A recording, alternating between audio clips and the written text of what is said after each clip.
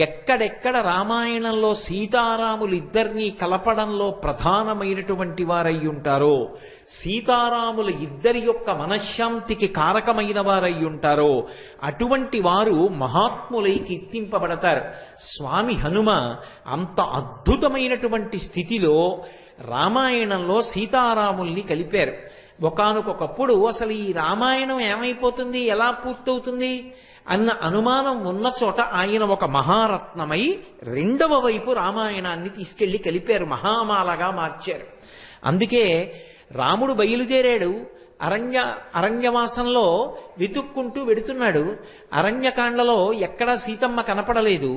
కానీ సుగ్రీవుడికి రామచంద్రమూర్తికి సంధి కుదిరేటట్టుగా ప్రధానమైనటువంటి స్థితిలో ప్రవర్తించి వారిద్దరికీ సంధి చేసినటువంటి వారు స్వామి హనుమ.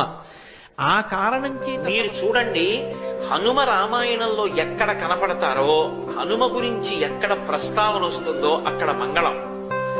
కోట్లకి కోట్ల మంది కూడా హనుమ కనపడినా, హనుమ పేరు చెప్పినా, హనుమ స్తోత్రం చేసినా, హనుమ జోక్యం చేసుకున్నా బ్రతుకుతారంతే. అందుకే ఎటువంటి దానికైనా విరుగుడెవరు అంటే స్వామి హనుమ ఒక్కరే. ఏళ్ళనాటి శనిలో జాతకం ఉందనుకోండి, సుందరకాండలో 48వ సర్గ పారాయణ చేస్తారు. 48వ సర్గ పారాయణ చేస్తే ఏళ్ళనాటి శని యొక్క ఉపద్రవం కూడా ఉపశమిస్తుంది. హనుమ పేరు చెప్పి హనుమకి పూజ చేస్తే వెంటనే శనీశ్వరుడు కూడా తన యొక్క విశేషమైనటువంటి శక్తిని తగ్గించేస్తాడు.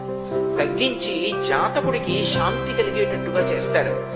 ఆయన లాంటి మహానుభావుడు, ఆయన అంత తేలికగా ప్రసన్నమయ్యేవాడు మీకెక్కడ కనపడడం.